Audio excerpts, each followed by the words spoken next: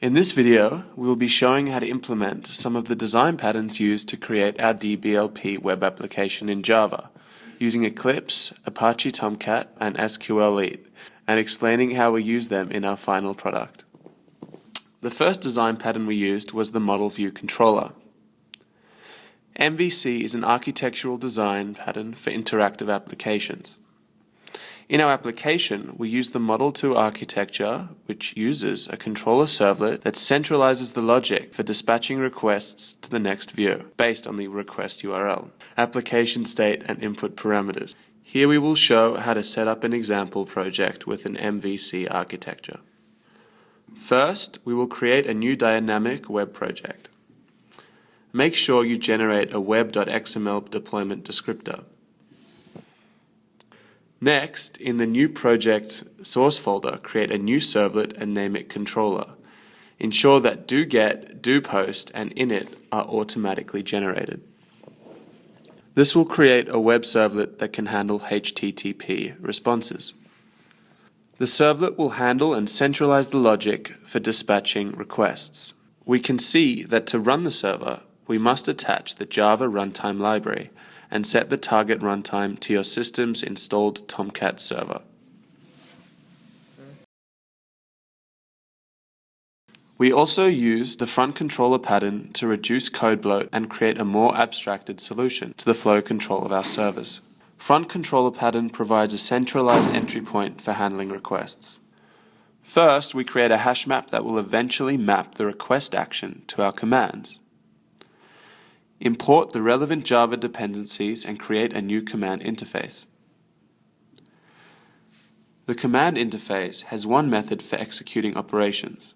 This means the object issuing the request only needs to know how to issue it and doesn't need to know how the request is actually executed.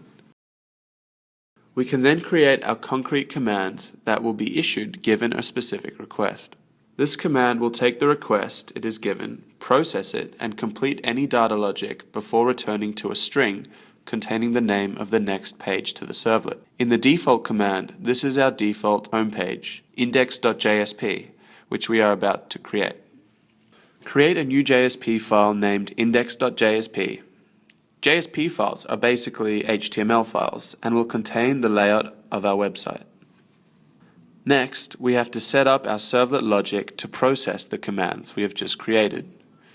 This is where the commands are much more efficient than a whole bunch of if and else statements. We also need to create a command and its respective pages to catch 404 and other errors. Finally, we must edit our web.xml file so that our servlet name and servlet mapping match that of our main controller class. Hit run to launch the server and your index.jsp should appear in your browser of choice. We've now set up an easily scalable system architecture. We use the Bootstrap framework to quickly and easily implement nice-looking front-end for our web application. Bootstrap is a CSS framework that allows you to easily create simple yet beautiful user interfaces. To use Bootstrap in your own project, you must include it in all of your JSP files.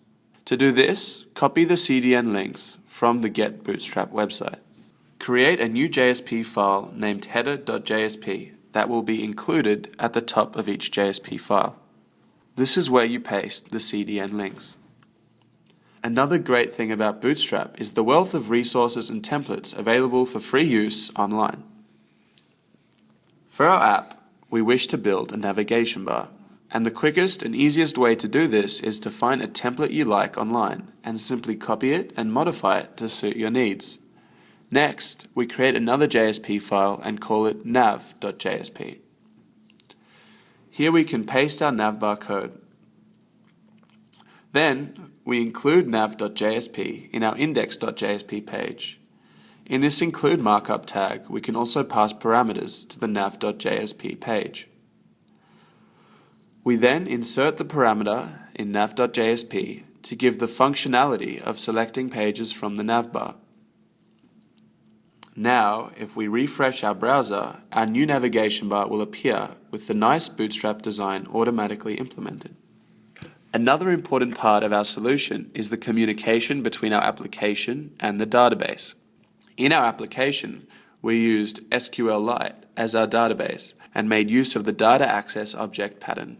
In this next section, we will show how to set up the basics of the DAO pattern, including the setup of an SQL database. Firstly, create a new class named userBean.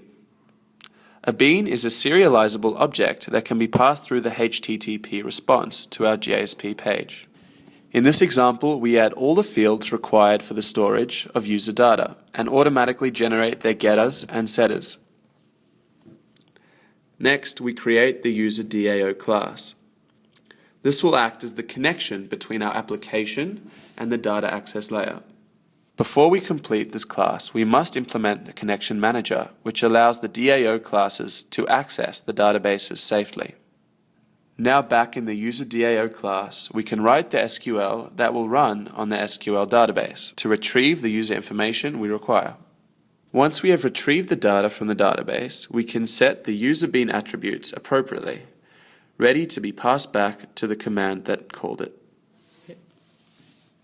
Finally, we create the createDB application class. This is a separate Java application that is run on the server machine to initially create the database that will be accessed by the DAOs.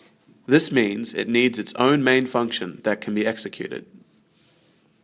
In this class, we write the SQL schema that will create the user table and all its fields, including restraints. We also created a salt for each user to ensure security, as this will prevent passwords being stored within the database in plain text and ensure uniqueness of each user's password hash.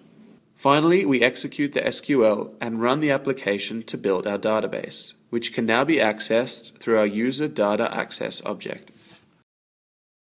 We can show all these design patterns working together by stepping through a use case of our completed website.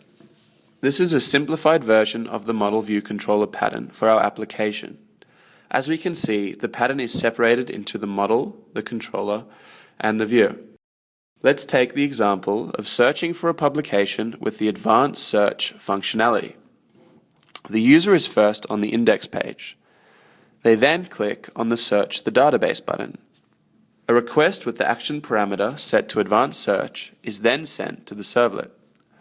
In the servlet, the invoker interprets the action as one of its mapped commands and then issues the execute function of the invoked command. The command then does the server logic, in this case returning the search.jsp page, which the receiver then sends back to the client for viewing. The user can then type in their search term into the form and hit the submit button. A request containing the results actions and the search term is then sent to the controller, invoking the results command execution. This command has to interact with the database through the record data access object. Using the search term, the command returns a record set containing the results and the next.jsp page to be sent to the client. The data bean is interpreted and the results are displayed as shown.